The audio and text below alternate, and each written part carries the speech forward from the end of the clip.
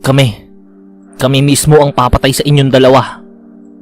Seryosong sambit ni Pilo, na tila napikon dahil sa harapang pagpapakita ng kayabangan ng kambal na antingero na kanilang sasagupain ni Burnok. Si Burnok naman ay tahimik lang. Batid niyang may kakaiba kay Pilo sa mga pagkakataong yon.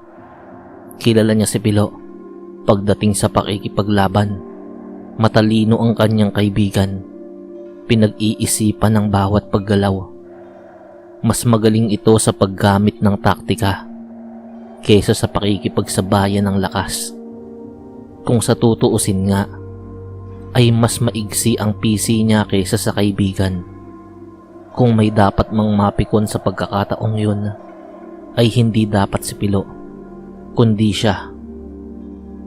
Nagbigay ng senyalis si Pilo sa kaibigang si Burnok para bahagyang dumistansya sa kambal. Batid niyang kayang-kaya nilang talunin ang mga antingerong yun. Bilang isang sundalong may mataas na katungkulan, ay nasa kanya na ang lahat ng impormasyon at detalye kung anumang kakayanan mayroon ang kambal na antingero at kung papaanong lumaban ng mga yon. Burnok, walang alam ang dalawang yan na mas malakas tayo kapag sabay tayong lumalaban. Iilan lang ang nakakaalam ng kakayanan natin. Nagamay na natin ang anting-anting na ikinaloob ni Tatay Kulas. Ang Tres Pico. Ang anting-anting na may isang mata na nakapagbibigay sa atin ng malakas na proteksyon. Litanya ni Pilo sa kaibigan.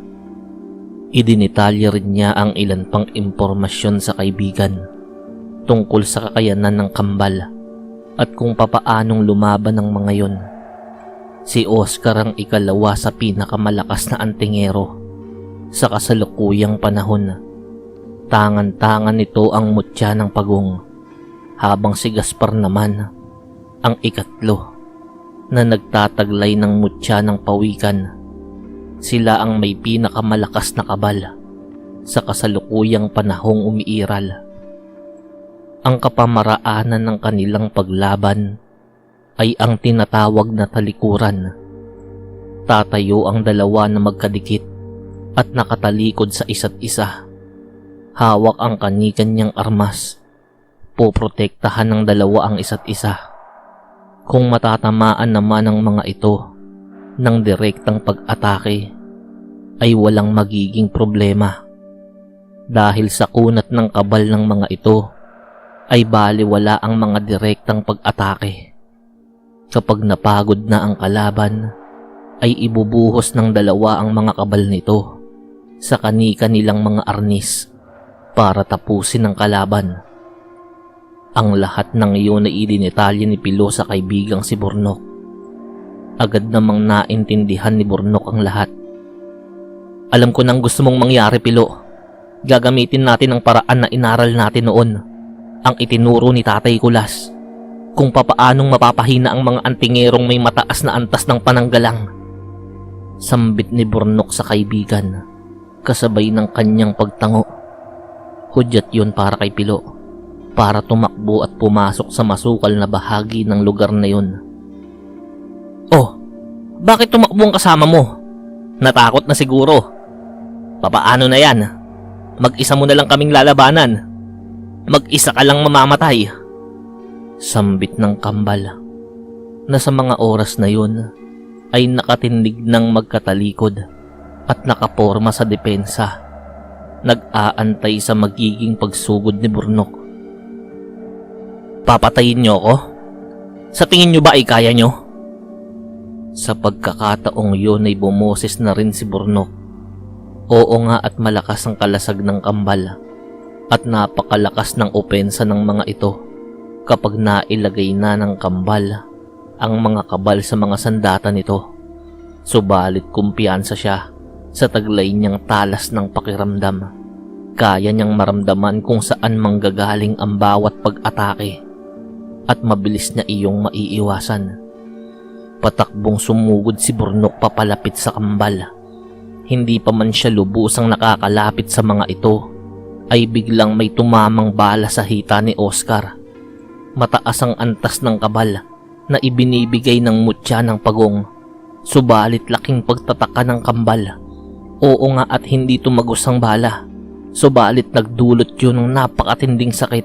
Malamang ay may karga ng orasyon ng balang tumama. Sinamantala ni Burnok ang pagkakataon. Pinuntirya niya ang mismong bahagi ng katawan ni Oscar kung saan tumama ang bala.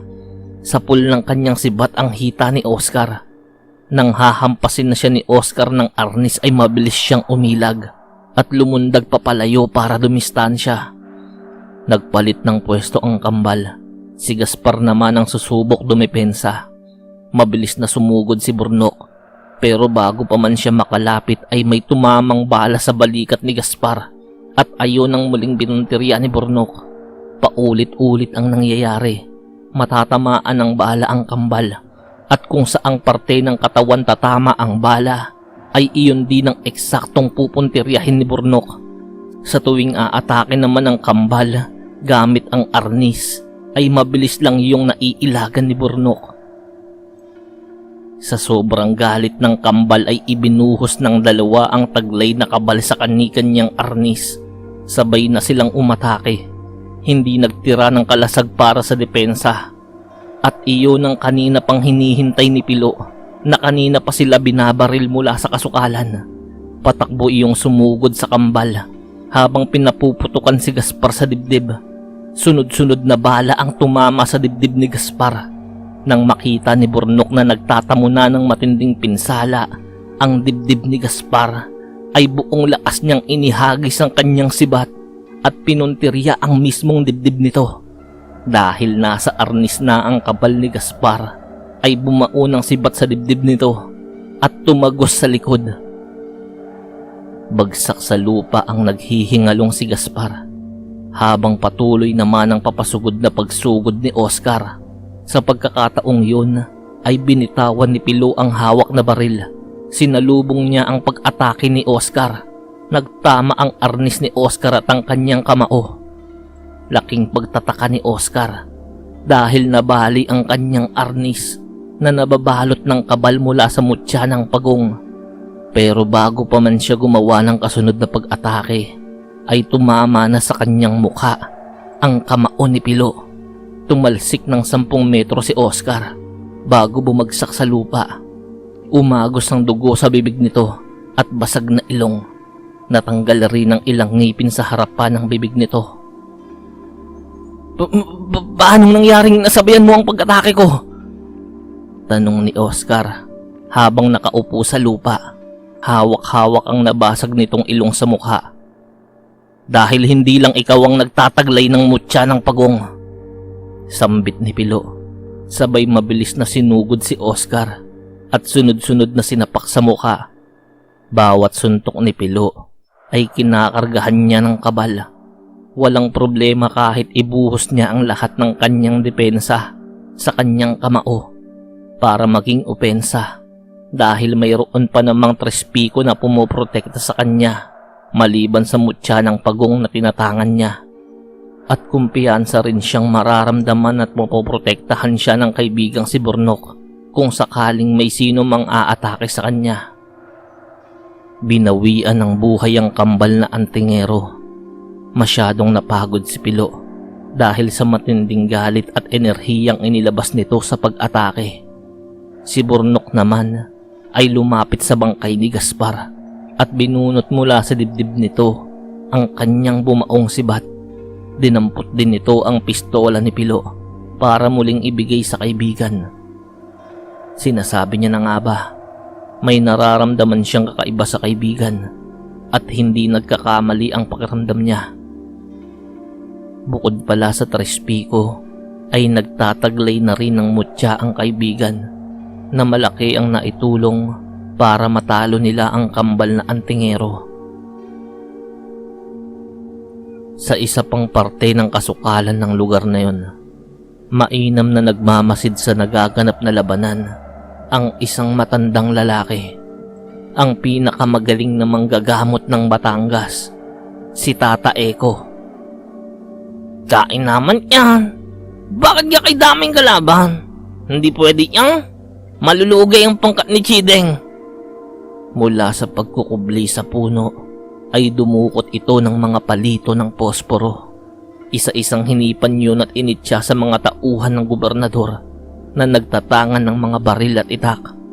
Lahat ng mga tauhan na natamaan ng palito sa leeg ay nagsipagbagsakan sa lupa. Umihip din sa daliri ang matanda at itinuro sa isa sa mga tagaligpit na paralisa yun at hindi na nagawang kumilos sa pagkakatayo. Bagaman walang makapagpaliwanag ng nangyari, ay sinamantala yon ng mga mangangaso at mga sundalo para atakihin ang kalaban. Mas marami pa rin ng mga yun, pero wala na yung atrasan kahit mauwi pa sa kamatayan. Tika, may nararamdaman ako. Isang nilalang, nagtatagaw, katulad ka, naghihintay ng pagkakataon. Kaibigan ka pre, mukhang mapapalaban tayo ng husto.